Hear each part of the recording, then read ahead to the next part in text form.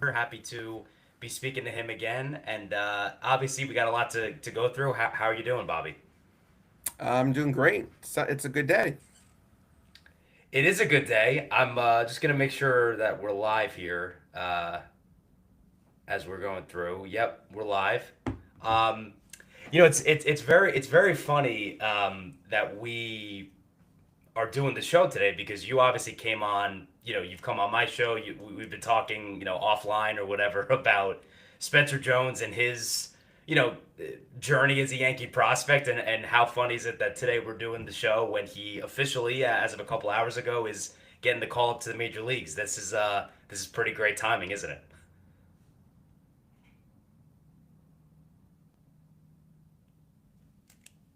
I think Bobby is frozen on us. Oh, we lost Bobby. Okay, let's see if we can get him back. Let's see. Sorry about this, folks.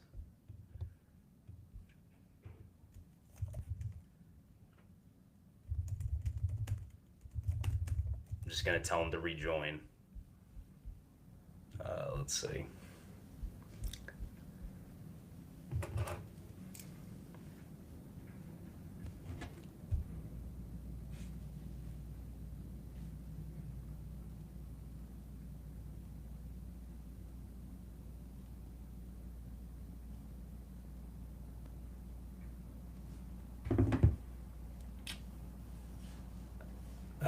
Yeah. So in the meantime, as we wait for Bobby to come back, sorry about that, folks. Spencer Jones was promoted today to the big leagues. Obviously, the big news of the day. And Jones is a guy who deserves this promotion. That is the best way I would say it. Spencer Jones on the year hitting 258 with a 958 OPS. He's got 41 RBIs already, 11 home runs. Was on his way again to a 30 home run season last year. I think he hit almost 40 home runs in the minor leagues. And obviously, it comes with the unfortunate news of Jason Dominguez being out as he got hurt in today's game, crashing into the wall. But again, very happy for Jones that he's getting called up. Let me see if I can get Bobby back here. Um, let's see.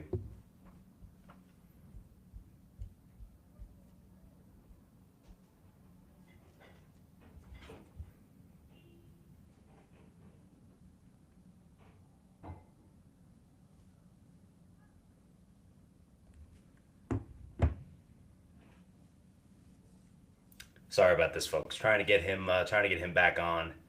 back on here. Um,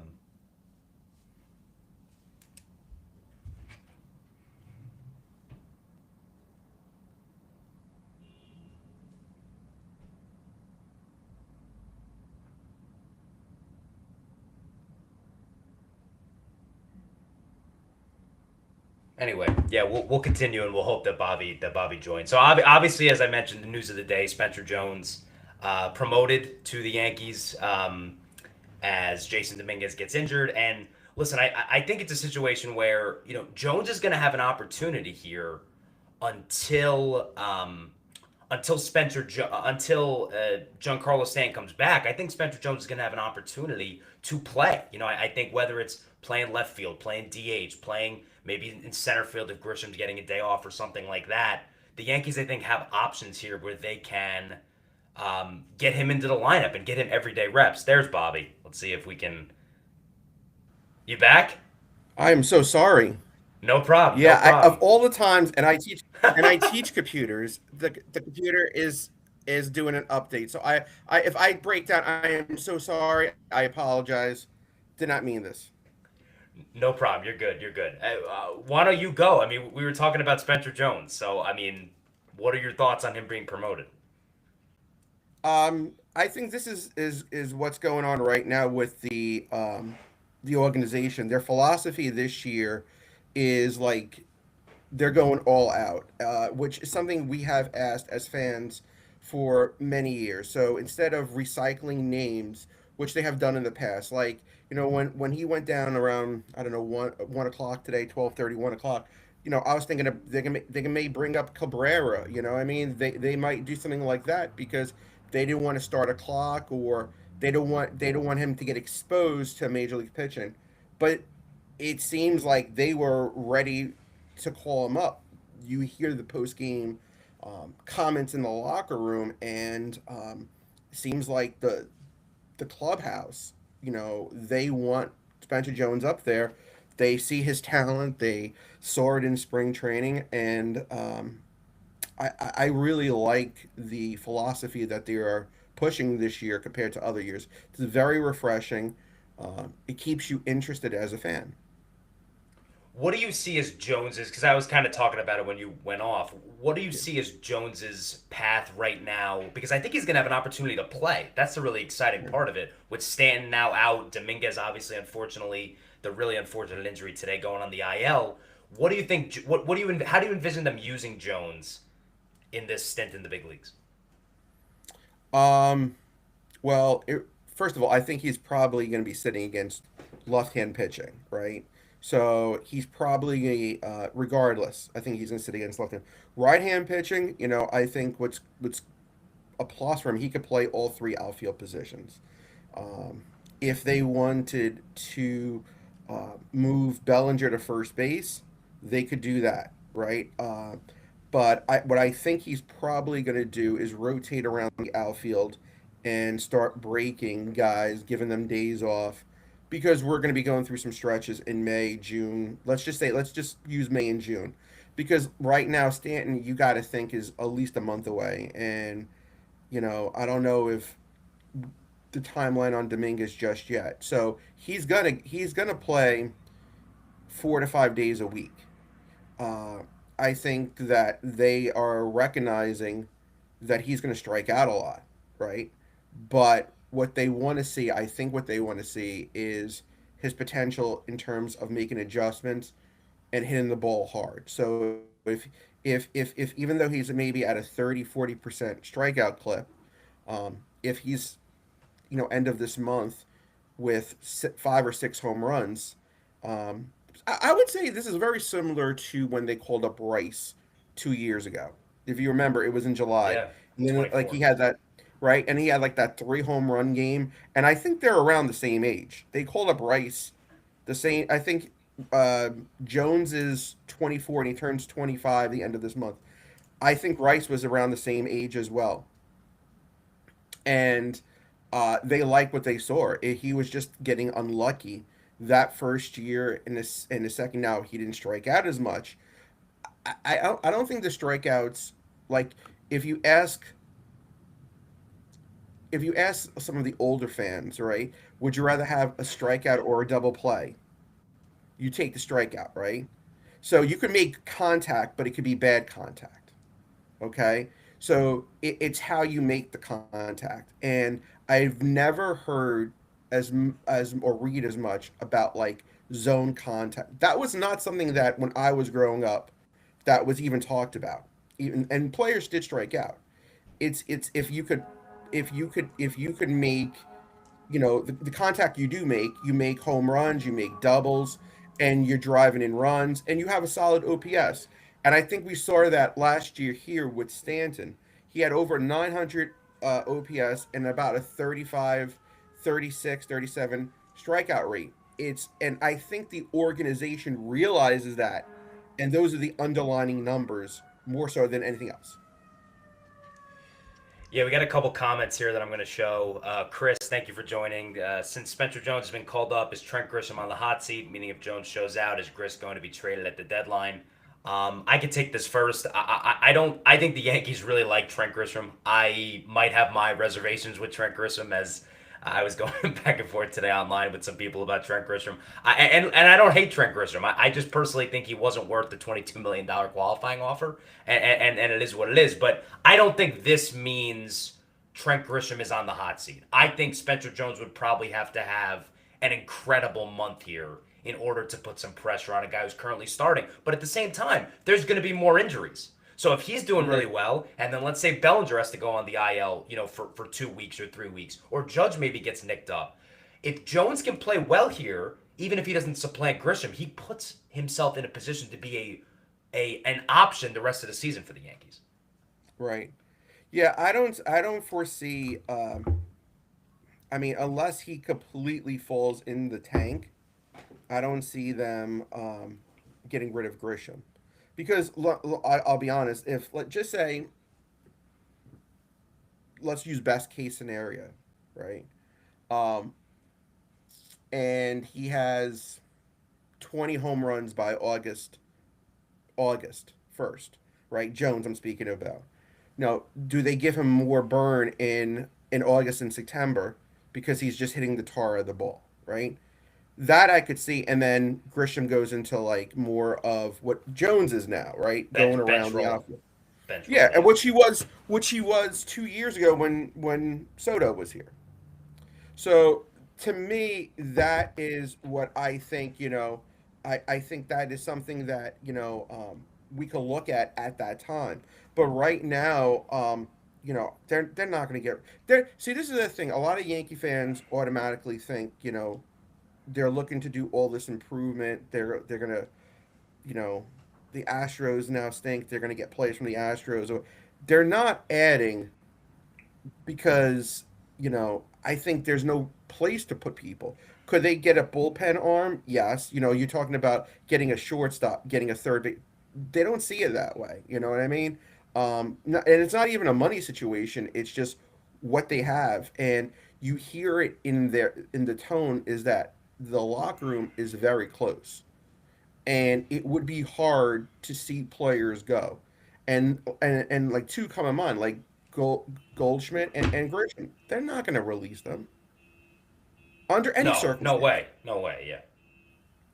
right? I mean No. that's just it. Right. So what you're going to do right now is that you're going to see the team we have, whether we like it or not. That's where we're going. But there's improvement, but Grisham's not going anywhere. Something really interesting I wanted to mention about Spencer Jones, and you mentioned older fans, and people don't love the strikeout, and Mhm. you'd rather them make contact versus striking out. Jones, I think, is a guy, and even some people that I've talked to, Jones is, I think, going to be a guy that older fans actually really like because Yeah. what the average Joe doesn't know about Spencer Jones, he's more of a complete player than really anybody gives him credit for. The ability to play the outfield, play multiple positions. We've talked about before how great of a runner he is. He can steal 30 bases in the minor leagues. Like, this is the stuff that this guy does at a 6'7" height. So I think that yes, the strikeouts are going to annoy some people, but I think people, if Jones gets a chance to play every day, they're going to see, hey, this guy's not just he's not just a slugger. He can do a lot of different things, and that's the exciting thing for Yeah. me about Jones. Absolutely. Yeah. Go ahead. No, no, that was No, all I I was mean saying. absolutely. I think that's the thing. No, I was gonna say that you're absolutely right. I mean, like a fan like myself, you could deal with players' faults. I mean, throughout the years I've watched baseball, every player pretty much, unless you're Judge, have some kind of faults. Even Judge, I'm don't have it in front of me, but I think he struck out over 200 times his rookie year. He did. I mean, yeah, yeah. So it's when you hit it and how you hit it, right? You're going to deal with the strikeouts. Strikeouts, when at least I was growing up, was very frowned upon, right? Like, we had plenty of players. We're in an area of Don Mattingly who struck out like 35 times a year, right? But we're also now where if we are using, and I just used that phrase before, quality strikeouts, right? You have the bases loaded and nobody out. Do you want to double? Do you want to double play? I mean, or two outs. Excuse me, one out and end the inning, or keep the inning going, um, and strike out. Right. So you got two outs, but you have another guy coming up behind you. Right. Instead of making the third out of the inning. So it's how you do the strikeouts. I think besides that, his ability to play all three outfield positions. I don't know if he's a 30 base stealer, but I definitely think he could steal 20 bases in this league and how the game is played right now. I think he could do that. What's totally amazing, and I just posted this right before I came on here. It was an article from 2001 when they put him through testing, and he was truly the top 1%, right? His body, I mean, like him and Judge are the same. I mean, the guy that I would compare him to is Darryl Strawberry, young Darryl. He's more physically built than Darryl, but Darryl was an athlete. If you remember from '83 to about '90 when he was with the Mets, um, he could have played center field if he needed to back there. They put him in right field. I'm not. I don't think Jones is uh, a, a 10, 15 year center fielder, but the way he positions himself in center field, he's a smart player. So I don't mean if they put him in left field right now, I don't think you have to be worried about him per se, and the arm is there and stuff. So what I'm thinking is, even with the strikeouts and maybe the low batting average, he should be as a major league player. And we hear the Joey Gallo comp all the time, right? He should be a 3 to 5 WAR player based upon his defense and his ability, to get on base through via home run or whatever. So if he hits 800 and he's a 30 home run hitter, excuse me, if it has an 800 OPS and a 300, excuse me, a 30 home run clip, his defense and his stealing ability will push him up in the WAR mark, and that's what's important. For sure. Just wanted to say thank you to everyone joining in the chat. We will get to your comments as we go through. Really appreciate it. Definitely keep leaving them in there, and like the stream if you're watching this, and we really appreciate it. A couple of things I wanted to mention, kind of just going into the Yankees as a whole here. A lot of people have mentioned how this Yankee team is different than previous years, and I think it certainly is. And there's been many examples that I'll kind of list through. The Luis Heel demotion when they demoted him and they called up Elmer Rodriguez to get a couple starts. Anthony Volpe recently was demoted to AAA. That was one of the big ones because Volpe was a guy who the organization loved. He was a starting shortstop opening day a few years ago, and they demoted him. And obviously Randall Grichuk they DFA'd, and then obviously Spencer Jones they called up. And I think the biggest difference between this Yankee team and other Yankee teams is they're just so much more aggressive in their decision making.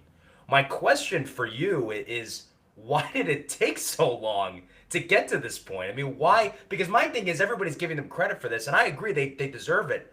But why not? Why has this not been the case every year? Why are the New York Yankees not every year? And you're not going to win every year. And we've had this conversation, and we know that. But why not try to put your best roster out on the field every single year? And it feels like sometimes, even internally, with the decisions they've made. I mean, they've called up in a month. They've sent down Anthony Volpe and called up Spencer Jones. This is something that we wouldn't see from them, but this is how a lot of other organizations operate. Why have the Yankees not operated this way in the past years? Well, I think one of the reasons why is, I is who I think it's more behind the scenes stuff. They have Sabian and who's the other guy? They have Omar Minaya. Omar, right? And I think those people are bringing in some of their people, and then it's starting to trickle down. Um, and I think it takes the Yankees years to figure out things. Like, I'll give you an example. Like, the draft. They really went 20 years, okay? They drafted very well in their early when Sabian was there. Maybe it's before your time, but I remember it was I was in high school. Right, It was right. 88 to 98. They drafted a 10-year, different times. Scouting was much more important than now because, we didn't have the amount of visibility of players, right? They drafted very well and got, Mo, and they got Posada and Pettit in later rounds and stuff like that. And then they went 20 years with some of the worst drafts humanly possible. They drafted great relief pitchers over the years. I'm not going to lie there. They did do that well. Player position was god awful, right? And then they started overhaul in 2019 with the Volpe draft. It takes time, right? So now we're taking the rewards for that, right? And I remember in 2021 in February, people telling me, if Spencer Jones is available, this was in February for the July draft, they're going to draft him because they like that unicorn ability. So their philosophy has and they're getting better in drafting, and it's to the point where their later round draft picks, their 20th to 30th, excuse me, to the 20th round picks, are yielding trades, which is unheard of, right? They're trading guys. They traded Brandon Jones, who was in the 12th round, for Weathers, right? And stuff like and Dylan Jones. So that took a while. Pitching was getting killed, and around that same time. So it takes the Yankees years to do what maybe other teams are doing in terms of trends. Um, I think I think personally, I think um, behind the scenes, Judge and maybe Cole have been pushing to be more aggressive in terms of making decisions. Let's not go through recycled players. Let's give our kids a chance. And you saw that today, and you saw that last year with Schlitler when he came up, and you see that with Warren. The guys in the locker room know who these guys are. It's not like they're let's go get somebody who we know who just got waived on another team. Let's bring them in and let's try them. No, you know, you had multiple guys today saying we know who Spencer Jones is and we think he could fit in here. So I think without a question, their voices have gone to the front office and you're seeing these moves. And it wouldn't surprise me if they say, listen, you know, Luis Heel, he's not cutting it right now. And I know that Rodon and Cole are coming back, but let's give Rodriguez a chance. Let's bring him up. And I could see that later in the year with Grande, maybe with Cruz and some other players, and maybe even George Lombard Jr. The only way that I think Lombard comes off is if McMahon just flat out stops hitting. Right now, if McMahon is doing what he's doing, which is all we're asking is about a 700 OPS, if he's in that realm, he's going to be playing third base the whole year. They're not going to make. They're just not going to. That's just how it is. So that close mentality, I think, is going on to the front office, and then the front office is giving back. And you're seeing this. Why did it take so long? I don't. I just think that it takes many voices to get to Cashman. Yeah, and just one thing before we show some comments, it was very, very cool to hear not just Judge, all the guys. Belly Yeah, saying, he's a huge guy who hits the ball like a long way. Like that was really cool to see a ton of guys in the locker room. Even Ryan McMahon, who, his yeah, spot is not necessarily totally secure. Not that Jones is going to take it, different positions, but like to hear all the guys talk about Jones was really cool. Some comments here. Thank you for the comment. Really appreciate it. Bobby thinks Johan Duran won't be moved at the deadline if the Phillies sell. Yankees need to improve their bullpen. And then Chris chimes in with, "I take Johan Duran. Preston Claiborne can revive Duran." I had this kind of, and obviously we'll jump around and whatever. I had like early deadline thoughts as kind of a topic that we could discuss. And I think you make a really good point, and you have really throughout the preseason and spring training and into the season.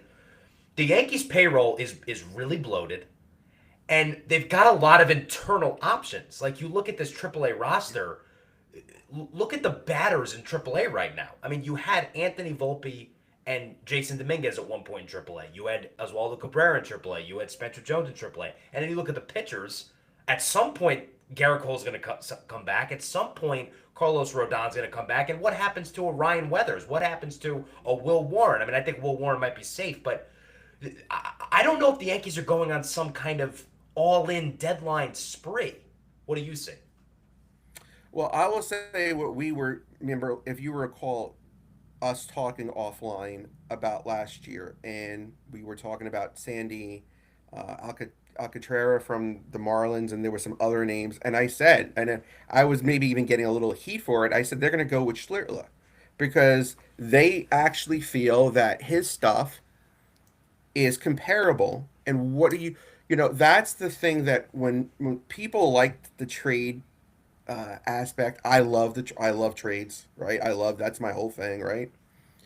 But you have to be getting something that is no much more noticeable than what you have, particularly on the farm. And I'm going to make this point right here, right now. The Yankees have two guys, LeGrande and Cruz, who throw 100 miles an hour, right? Both of them, it's 100 miles an hour. That is a fact. How many guys in Major League Baseball can they possibly get that also throws 100 miles an hour? Not that many that are willing to be traded, right? You're not going to get Mason Miller, right? You're not doing that. So you got to see what's available and then look what you have there. And if you have something similar to that, you're going to try that out before you're making trades. Now, I put out some guys that are in the Marlins.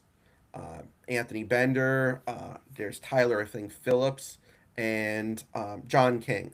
Now, two of those guys, Bender and King, the Yankees have looked over the years. King was actually in the Gallo deal a few years ago, and they Right. got pulled out. Okay, Right. so Yep.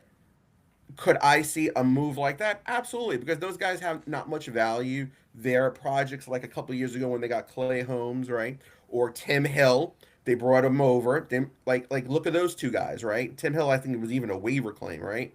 So you see stuff. You're gonna probably get that more so than getting a Duran. And then secondly, and I live in the Philadelphia market, right? And I speak to my fans all the time. Why would they trade him? They're right now. I went to work today, right? And my buddy is like seven or I don't know if it's 7 or 8 in the row. The Phillies are going to make the wild card, right? It's just like they're like 4 out or 3 out. It's May the 7th, right? So why would Yeah. they do that? You gotta use some logic behind it. Is it juicy? Would you like to have a guy like that? Yeah, of course. But what makes sense? So the route that I see is more filler.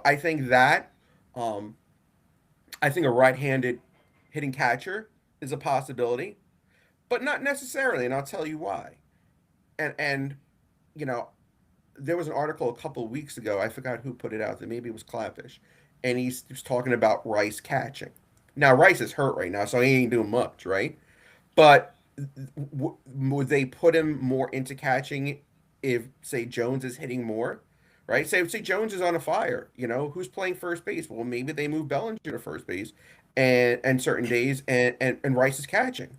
So you can't really see what's going to be happening in 3 months right now. I do think they don't trust Duvall that much, and they don't trust Bird that much. Right now, we're talking about really like four guys. If Cruz, Hendrick, Hill, um, Bednar. Who am I missing? Another guy that they kind of trust more than who else am I? Well, did you say Hedrick? Yeah, Brent Hedrick. Yeah. yeah, Yeah. I mean, Hendrick, he. Yeah. I mean, Hedrick, Hill, and Bednar Cruz, are the main guys. and Fernando yeah, Cruz is another guy. yeah, it's Yes. four. Yes. So you have four.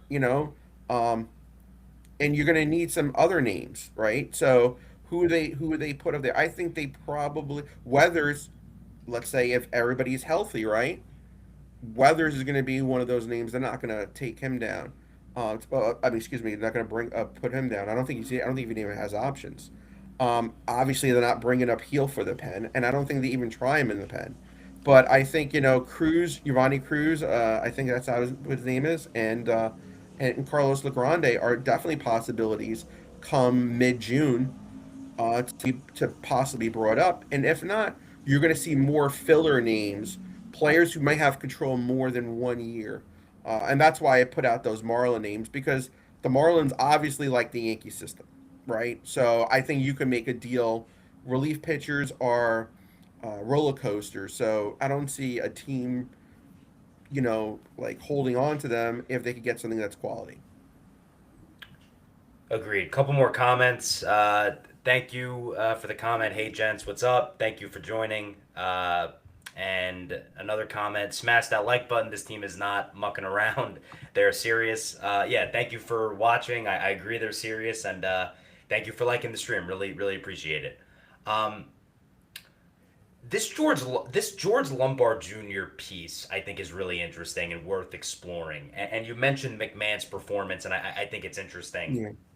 Yeah. Lombard so far this year in AAA. He's batting 290 with a 900 OPS, and the big news is he's got 4 home runs already in 122 plate appearances. Now, last year, he only hit 9 home runs in 580 plate appearances across 2 levels in the minor leagues. The power surge, and it's not a surge, but a lot more power than we've seen last year. He's showing more with the bat. They obviously promoted him to AAA. Now, something I find interesting is since Anthony Volpe got demoted to AAA, Volpe's played 3 games in with the Rail Riders in Scranton. Lombard has not played short in any of those games. Volpe's played short all 3 of those games. 2 of the games, Lombard played second. 1 of the games, he played third. So it makes me think, what are the Yankees thinking with Lombard going into the second half of this season? I agree with you with the McMahon point, but I do wonder, is there a world where the Yankees are kind of.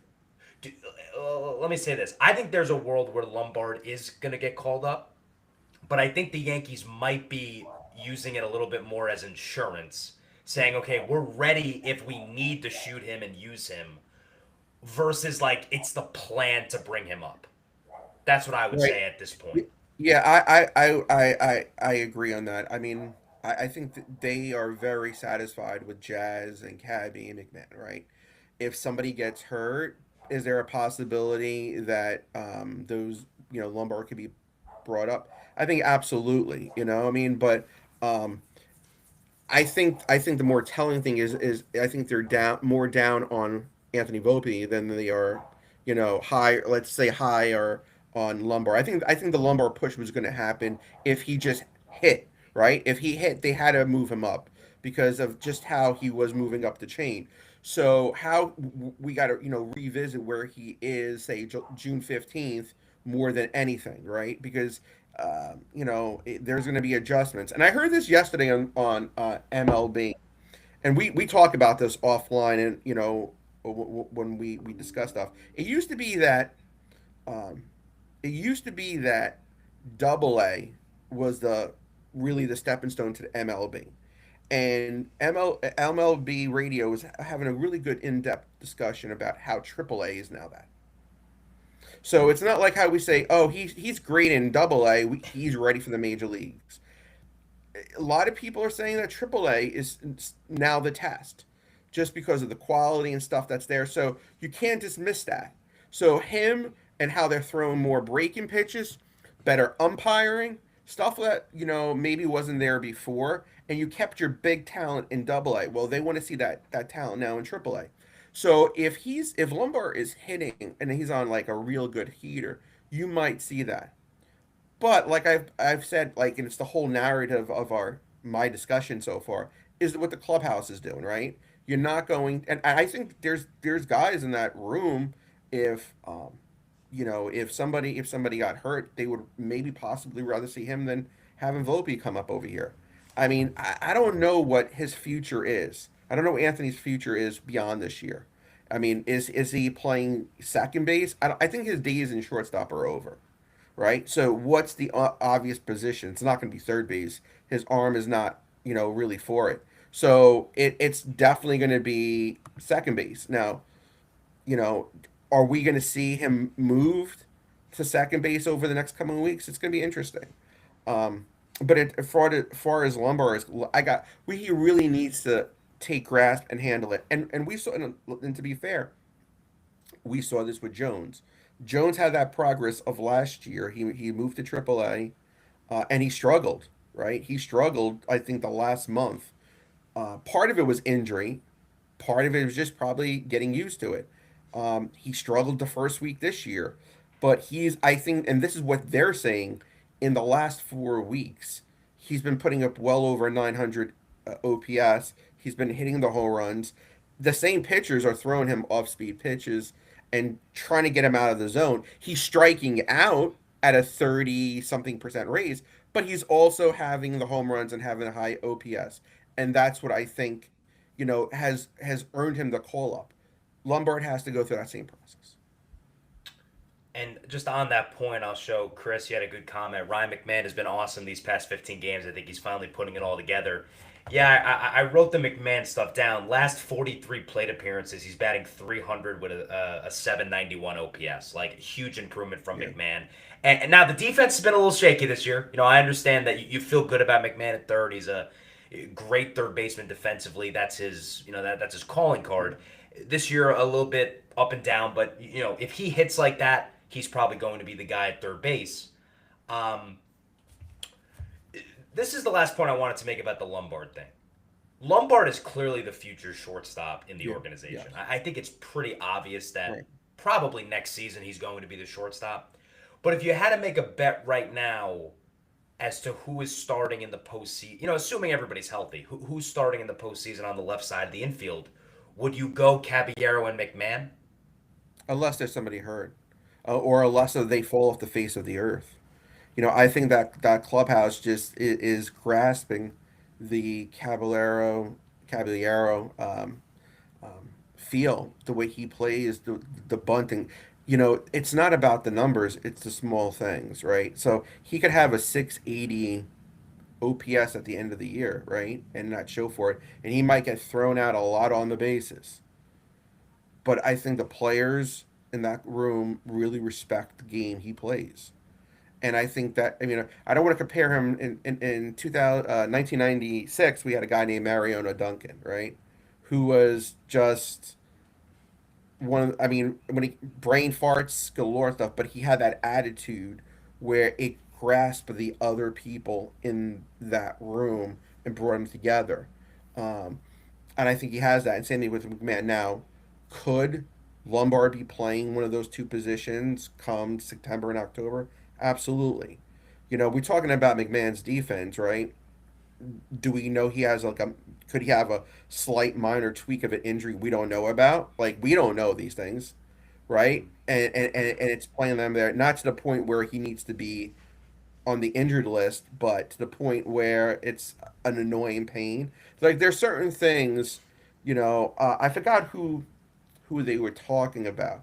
Who's the third baseman of the Giants? Matt Chapman. Matt Chapman. And I remember the first week of the year, Chapman was making some errors. That's when I was away, right? I was on vacation, and I was watching it somewhere, and they're like, "What's wrong with his defense?"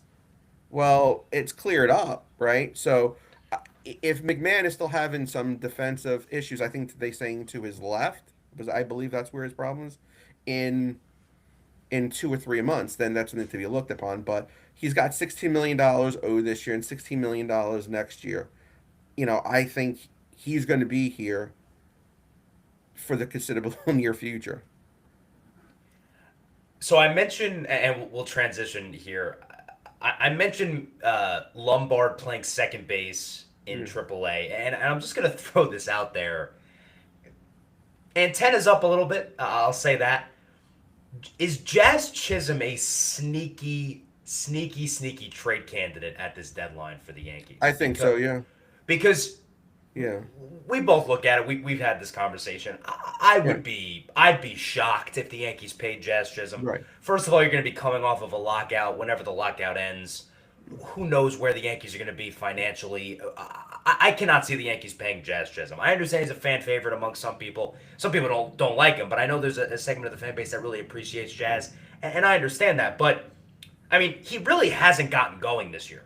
Batting 208 or 209 with a 636 OPS, 78 OPS plus, way below his career numbers. And I just wonder, I compare it to Glaber in 2024. Yeah. Now, they didn't trade Glaber because they couldn't get anything for him at that deadline. But what they did was they brought in his replacement, and it was ironically Jazz Chisholm. They traded for Jazz, and they said, well, you're going to play third base the rest of 2024, and then you're going to move to Right. second. And I'm not saying that they can find his replacement externally, but maybe the replacement is internally with a George Lombard, and maybe he plays second base Yeah. in August and September. You see how it goes, and then obviously he takes over at shortstop next year. But my antenna is up about that because Jazz, to me, it's never fully felt normal this year for him. I think the contract has really weighed on him, and I think you're seeing that. And I don't know. I just my antenna's up about that. Like, if you told me on July 31st, oh, the Yankees have traded Jazz Chisholm, that wouldn't stun me. It wouldn't stun me. No, I totally agree with that. I mean, you need a few doors to open to get to that possibility. I mean, you need Jazz to be at this clip come July, right? You got to have him 650 to 700, still home runs are down. Um, I'm not saying he's an issue in the clubhouse, but if you remember a few weeks ago, he made a mental error, and you know, Grisham brought it up and like corrected him like in front of Right. people, right? Right. So Yep. I think they view him as like an outlier in that classroom. They know that maybe he's a little quirky in his quirky ways, but he's not an asshole to them. You know what I mean? So that's why they kind of maybe let him be in his own universe. You know what I'm saying? Um, but you're not going to get much in return, and you're going to have to find somebody who's going to take on that money. So unless like the Yankees eat that money and trade him, which it would be hard to see unless they're getting somebody quality back, and you also have to have the door opening where Lombard is just like raking in AAA, right? So if he's there and it's July 15th and Lombard at that point has got 15 home runs, batting well over 800 OPS, defense stellar, you know, you could see something like that.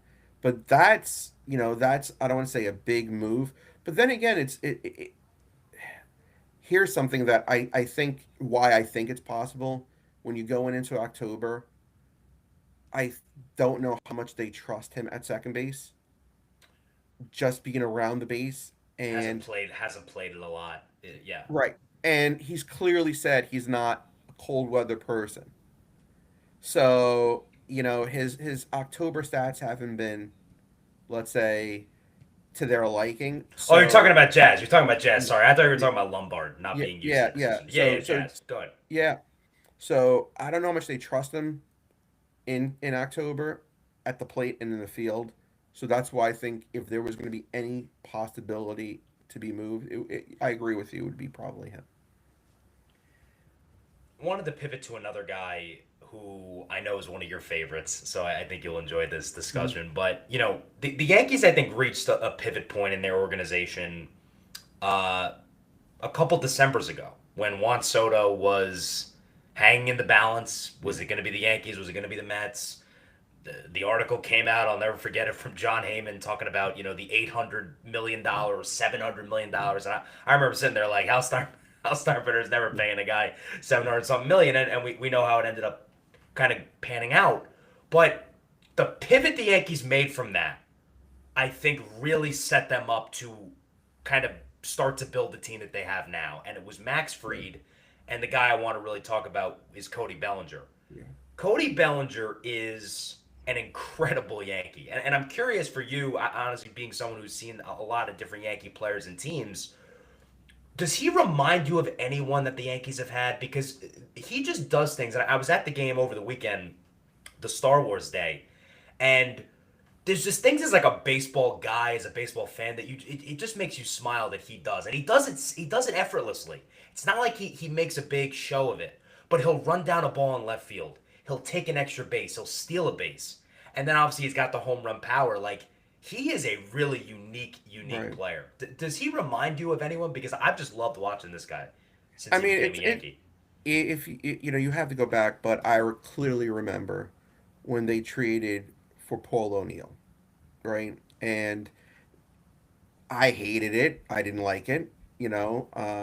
I was a Roberto Kelly fan, um, and when O'Neill came and they played him every day because he was getting platooned in Cincinnati a lot. He was about the same age, I guess, 30, 31, and he just blossomed in terms of like Paul O'Neill in those early 90s years was really good in right field. I mean, you clearly know the play he made in the World Series in the Andy Petty Oh game yeah. in Atlanta, right? But he's not as athletic as Bellinger is. I think Bellinger became a victim of two things: injury, which he was really hurt in LA, right? He was really hurt for 2 years, and he wanted to play. because he wanted that big contract, and that hurt him to the point where they released him pretty much. And the more that the in line data salvant right pages started to blow up, and yesterday morning, I'll go back to MLB Radio. They were breaking them down. He has the worst metrics, hard hit balls. But what they don't show you in that stuff is that he is just a complete player. He does every little thing right. And that is something that the majority of major league players cannot do. They don't know the little aspects of the game. Now, does that mean because he was growing up with a baseball dad who wasn't a great player, telling him how you survive in the MLB? Possibly. But, he could play four positions at an above average clip. He does the small things, and at the end of the year, he's not going to have particularly eye popping numbers, but he's what I would call a winning ball player, and that there was somebody that needed. And when you lose Soto, and you make a very key point, if they have Juan Soto, are they in this position right now? And my answer is no. I don't think they are right now because you don't have Bellinger, you don't have Max Fried, and Soto limits other players' abilities to come up. Where is Judge playing? That's the biggest one. Right, I have no idea. I can't. I mean, there's no way he'd still be in center field. So I don't know. I don't right. know what they would have done. You can't do yeah. So I think as much as it hurt back then, I think not just now, but in the long run. Players like Rice. I don't know if Rice ever comes through if Soto's here because there's a chain reaction of where things people have to go. And some other players and stuff like that. And I don't know if you have the ability to bring up a Schlittler last year if you don't have a Max Fried as a crutch when you lose Cole for the full year. You know what I mean? So there are so many chain reaction. They always say, you make a difference in somebody's life when that person makes them. That him going to the Mets, I think, just transforms his Yankees to where they are now. Now they still got to win. They still got to win a championship, right? But I think they keep talking about. It's funny. They keep talking about how close knit they are, and then you go to Soto, who doesn't even text people on his own team, right? And right, and and do not think for one second that's not being laughed upon in the Yankees clubhouse. I mean, I could tell right now they're probably going to Milwaukee tonight. They're probably going out to as a group to dinner or hanging out in the room together. Those little things build the trust that you need with a team on the field. And I don't think, why did it take so long? There was a time, if you remember, and I think we used to talk about this, where the Yankees need assholes. Do you remember that time? Where they need assholes in the clubhouse Yeah. because they're not hard enough, right? I don't think they needed assholes more so that they needed a guy like Bellinger who just does baseball the right way. And They needed more baseball players. I think that was the correct, answer. I think when you correct. look back, and I've joked about this with people too, when you look Yep, back at like the 2019 and 2020 teams, and that's the way back, but like, yep, they just weren't baseball players. Like remember Luke Voigt? Like he wasn't a baseball player. He was just correct. like a meathead. Like he wasn't a baseball player. Like now they have more baseball players, and even a guy like Jazz, who we rag on from time to time, he can go out there and steal 40 bases in a season. Right. I mean, the Yankees in steals in 2019, they were probably 25th in the league. They didn't even Yep. run. It was like, oh, you can't run. Guys on base, you can't run. And now you look at them, they run. You got Caballero bunting the ball. Caballero, I'm baseball player. I'm going to tell you a quick story, right? And McMahon and Cabby are baseball players. And that is no it's from the I told the story to my son about how to be a smart baseball player. If you remember the first game of the year, the left fielder for the Giants, I forgot he either didn't charge the ball or he threw it to the wrong base. But Caballero, he hit the ball, and he took second base. So there was runners now at third and second because the left fielder misplayed the ball, whatever. What happens next? McMahon hits a ball that should have been a double play ball. It scores 2 runs. It's these little things that matter over a course of 162 games that they didn't have in the past. Because Volpe would have been in that position, could have struck out, could have flied out, whatever, right? And then McMahon hits it into a double play, or McMahon strikes out. But it's the little chain reactions that you don't see in a box score. There's no metrics for that. Maybe there is, I don't know. But those little things is going to really take this team to that next level this year. Plus, the American League stinks. It is very bad so far, and I definitely think that it's worth noting. Like it's still early in the year. Like Yeah. for as good as the Yankees are playing, as poor as the American League is, and for like because I was gonna say like we've seen a lot less mental mistakes through 36, 37 games, whatever it is. But you still got to watch them play 4 more months of baseball, so And, it's there's time. So but so far so good in that regard. and let me make this point, and we're going to have this discussion probably in July. It's what you just said. There's a lot of baseball left. A lot of these teams, especially in the American League, are going to be very trade hungry.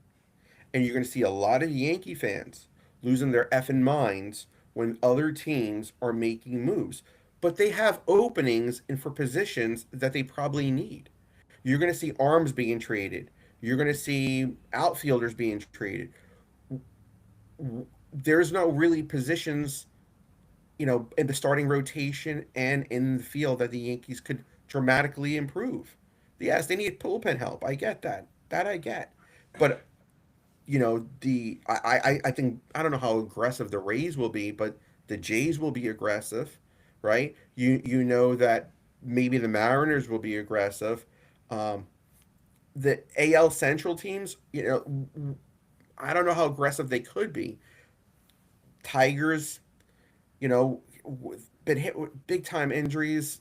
The Guardians are notoriously frugal, so I don't know where there's trades, but I think the two teams I would watch, and I don't know if the Red Sox are, but I would watch the Rays and the Jays being more aggressive than in other years. Yeah, I think another team, not in our division, but Seattle, I could see being Yeah, Seattle. aggressive. Yeah, Because that division, no, I think yeah, the Athletics are leading it right now. No one's running away with that division. I yeah. still like the Mariners team, so Correct. I think they could make a move at the deadline for sure. But yeah, it's going to be very interesting because there's going to be the question because the Yankees are going to be in probably. I mean, the Rays give them credit; they've been playing well. I don't know how long they can keep it up, but the Yankees are probably going to be in first place. They're probably going to have a decent lead come middle of July, and the question's going to be: do we need to get that shiny object? Do we need to make that splash move? Or do we stick with what we have internally and maybe make some Yeah, upgrades from the system or whatever, and we make a couple small moves versus obviously the big names that are going to be thrown out there? right. That decision, I think, is going to be key. And I think as of now, I think that the vibe that the Yankees have created is a really good one. Now, Yeah, there will come a time, just to finish, that there will be a time, I think, where you look at some of these guys, McMahon, Caballero, like, could we reach a point with Jose Caballero where we're like, it's been a month and a half and the guy hasn't hit a yeah. double? I think you could reach that point. I mean, he doesn't have a strong offensive profile, but at the same time, the other day kept that rally going with the bunt. Like, he just does those Yeah. little things, but it's a long year. And will there come a time where the Yankees say, no, we've got to look in a different direction here, we've got to look in a different direction there? Because I agree with you that they have players at every position, but in theory, you could look to upgrade a couple of those spots. Obviously, some of them you're not going to upgrade, but there are a couple. But overall, I agree with your I overall mean, viewpoint. listen, we talked about like Corey Seager, right? I mean, like Yeah. if it, I would love him. One of my favorite players. I don't know if the Rangers put him on the market. They traded, Simeon. Like you're gonna. I mean, unless they foresee the lockout and money and they need a cut, you possibly, possibly. But I think we're not going to see the major trades coming our way. I think Cashman is going to be ultra aggressive. Mark my words, he's going to be ultra aggressive. The problem is the fits and where the fits are. The other thing I was going to make, and I don't want to, shift a different way. I could see a player that the Yankee fans are just going to be annoyed with. I could sense it already, and that is Cole. I think they're going to be asking too much of Cole. And you got to remember the guy's coming back from Tommy John, learning his arm again. And I posted this the other day. You can't look at Cole until August the 15th afterwards. Because right now, it's about command and control, fastball command. And if it's not there, he's going to get hammered. I don't mean to the point where he's giving up 5 ERA or 6 ERA, but you're going to see a lot of 3, 4, 5 run games. And he's going to pitch. He is going to pitch. He's going to pitch. He's going to be in that rotation if he's healthy. So we better start understanding that. Now, September the 1st, going into October, if he's still getting it, and I'm praying I'm wrong. I am praying I am wrong. Praying. Go ahead, No, Greg. I think you're right. I think that when you start to think about like, and this is what the June swoon has done to Yankee fans. Yeah. You start to look at the schedule and you're like, okay, how are we gonna screw this up? What is gonna happen that's gonna make this team swoon? And I think one of the underrated things Right. is the Yankee rotation has been unbelievable. The starting rotation, I believe, like leads Major League Baseball in lowest ERA. They've been phenomenal, and that includes guys like Weathers, and that includes guys like Will Warren. And one of them is going to be out of this rotation in whenever Gerrit Cole comes back, assuming everybody else is healthy. And Carlos Rodon's going to come back, and Gerrit Cole's going to come back, and both of them are dealing with pretty serious injuries. Cole dealing with a more serious injury, but Rodon had elbow surgery. Like that's not just like, oh, you come back and you're perfect. Rodon got hit around in his rehab start the other day too. And that is where I could see this team kind of maybe sputtering. Is okay, Rodon goes out there and he's struggling, and Cole goes out there and he's struggling. The thing that I can't get over though, and like the Gerrit Cole piece of it, stop looking at rehab starts and saying, oh, he got hit in a rehab start. Like, I'm not saying, and I agree with you that he's probably going to come back and it's going to be a little bit of a struggle coming off of a major injury. But you can't look at, he's working on things in those rehab starts. Yes. He's Yes. throwing 75% strikes because he's trying to get a number of innings in and pitches and all those things. He's not, working with Wells and Ascara and Matt Blake to, set up these hitters and attack these hitters. So these people flipping out like, oh, Gerrit Cole gave up 5 runs in a. Who cares if he gave up 5 runs in a rehab start? Like, understand what he's coming back from and understand what his objective is in those rehab starts. But I'm on your page. Like, I am worried. I'll say it. I'm worried about Gerrit Cole because Cole is. I've never seen a pitcher who has his talent be sometimes a mental case. Like he goes out there sometimes and he's thinking so much on the mound. Yeah. You can just see it. He's like thinking every single sequence and pitch. And if he goes out there and he realizes, wait a minute, my arm's not like I'm still getting used to this. Does he almost psych himself out and be like, oh, maybe I can't perform the way I once did? So I am a little worried about Gerrit Cole. Now, my saving grace, as you mentioned, is it's May 7th. It's not September 7th. Yeah. So if it's the middle of September or early September, if we're at Labor Day and Gerrit Cole's getting knocked around in starts, then yeah, I'm going to be very concerned. But right now is not the time to be overly concerned about Gerrit Cole. That's all I'm saying. But I agree with your point. Yeah, I think that's the whole thing too. Is like I remember a time where it took a full 18 months to come back from Tommy John, right? And the process is a lot better. And you're right. He's working on things down there, and he has the Greg Maddox mind, but with a much better arm, right? Because there was nobody better than Maddox to outsmart the hitters. There was just nobody better, and it was like such a joy to watch him pitch because he didn't have any particularly great velo or stuff, but he could place the ball where the hitters couldn't hit it. And to a point, Cole has that. And I'm not necessarily worried. I accept. Listen, I accept everything, and I say this all the time. The way the front office thinks, the season doesn't really begin until August the 1st, right?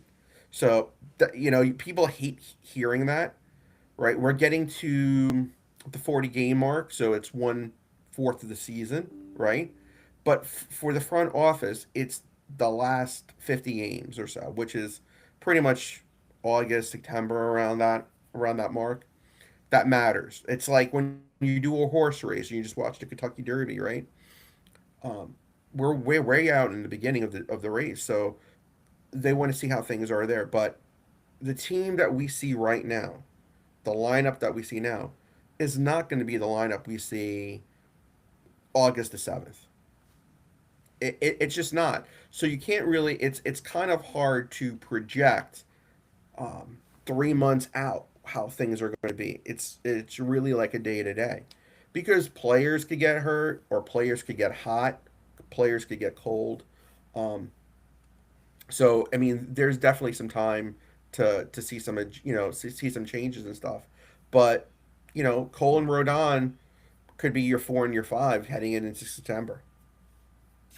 It's possible. I mean, you mentioned it with Cole. He's definitely gonna, if he's healthy, he's gonna be pitching. But Right. who knows how he's pitching? Especially when you have a rotation with Fried and Schlittler, two guys that are probably gonna be in the Cy Young running this year. It will be interesting to see how those guys get integrated. A couple more comments that I'll show, and then we can wrap up. This has been great. Chris had a funny one here.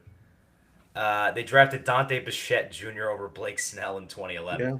Yeah, I mean they had a lot of funny draft picks in that period that you were mentioning, and you can Yeah. almost see it like when you look at the draft pick history. It's like good in those early days, and then it's just a black hole basically. Besides like Phil Hughes and a couple other guys, Yeah. and then you start to get into the last 5 years where they've made better picks. Like they drafted guys that have come up and contributed, and we're about to see Spencer Jones and Austin Wells has been a guy for the Yankees. So definitely improved. Yeah. I mean, getting Rice and Schlittler in Oh, later and Rice, rounds. yeah, yeah, Yeah. Rice, yeah. I mean, Warren. All three of them were past the 6th round. Right? And what they are doing right now is, first of all, let me just say this: somebody who studies the draft and big time draft person and stuff. There are more pitchers, at least, um, that are throwing harder. Let's say in mid 90s, that you could get in later rounds, and then it really comes down, what are you seeing in terms of angle development, I mean pitch angle, and what you could actually bring that player up. They're doing a great job. Great job. So I'm not really like last year's draft. I was like a little and then you see some of these players that they're coming, like right now there's Ben Grable, I believe that's how you say his name, who's now in Double A, who when they picked him, I was not a big fan of. I'm like, what are they doing? This kid's a fourth year. He's a senior, has okay stats at Indiana, which is not like an SEC school. This sucks, right? And I hated the pick because there was other guys on the board, even the 11th round, that I thought was gonna, thought would be better. And this guy is just rocking in the pen, where I think, and I don't have the stats in front of me. It's like he's like 24-2 strikeouts to walks, got a under 2 or ERA. He's throwing 96 to 98 with a splitter, I believe. They're seeing things that I don't even see, right? Which is amazing. So I think their development, which we have I just posted this before I came on here, and I said Yankee fans are odd people. They criticize how the Yankees drafted and developed people. Now they criticize when the things are good every prospect. Like Jones sucks. Like he stinks. Why we have Jones? You should have traded him, right? Warren is terrible. Why is he on the team? Like, and you got and I think it's more than ever. And we talked about this earlier. They see what they have and they compare it to what they could acquire, and they realize it's probably the same amount of talent. So might as well keep what you have and save the money. It's not as flashy, but I do think you're going to see more coming from the system, than let's say coming outside the system, which is if even up to a few years ago when they went crazy a few years ago and they made all these trades, right? You know, Cashman wants to use the system as trade chips, but what you're seeing, he's using certain players in those trade deals, and the players he traded last year, for the most part, were later round picks or even undrafted college players, which is freaking amazing because that's how Yeah. their development is. So you could keep your top picks, you could keep them, and there is about five or six. I don't want to say untouchables in the system, but Jones and Hess and Legrande and George Lombard and you know and Kirby, probably those top five that they're doing. But they're developing some. I Baseball America put this out there. Not Baseball American Pipeline. Alan Facundo, I think that's his name. He's a left-hand pitcher. I think he's at high, lefty as a possible person to go into the pen. Well, he's a lefty. He's throwing 96 to 98. Why not use him? You know what I Yeah. mean? Then Yeah. then then make a trade for it. Like that's what I think we're going to be start seeing. No, you're exactly right. I mean, they've definitely done such a better job, I think, in recent years of developing. I mean, they've developed pitching extremely well the last 3 years. I mean, when you look at Warren, Schlittler, what they have in the system coming, we saw Elmer Rodriguez have a cup of coffee with in the bigs the last two starts. Like, he's a Yeah, guy in the future. Like, yeah, they've developed really, really well, I think, in recent years. That's what I would say. And then yeah. obviously you have the Rice success story, which is a big success story, a 12th round pick. Like So, yeah. I don't think people could grasp this, but Rice, Warren, and Schlittler is something you cannot find on the market. Right. Like, Right. do you understand? Like, do they not understand what they have? And I think they kind of take that for granted. But that's stuff you cannot find. Agreed. Agreed. Well, listen, Bobby, this was great. I really thank you for Thank you. taking the I had a time. great time. Hopefully, we could do this again in another month or so. But thank you so very much. It was fantastic. And to the people out there, follow Chris. Chris is one of the, I call it, the smart fans out there. Even keeled, great guy as well. So please, please, if you haven't already, follow him. I Don't appreciate follow me. that. I don't need anybody to follow me. Trust me. I appreciate that, Bobby. Thank you. I'll All uh, right. I'll talk to you soon, man. Have See a you great soon. night, guys. Thank you. Bye bye now. Bye bye. Bye bye. Bye.